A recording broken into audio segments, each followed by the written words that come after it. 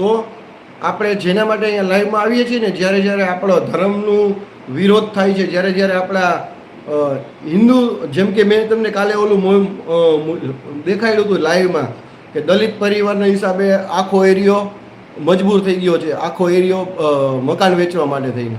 તો એવા અમુક જે હોય ને જાતિવાદના પેટના, એ છે ને બધાને ભડકાવે છે, અને એ લોકો એ નથી સમજતા.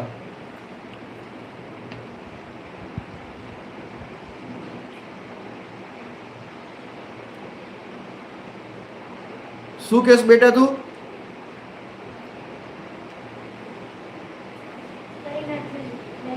થેન્ક યુ કરી નાખ્યું છે. અચ્છા, થેન્ક યુ બેટા.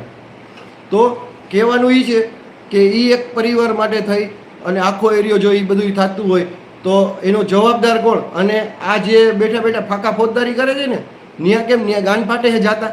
અને જે ઓલો ચંદ્રશેખર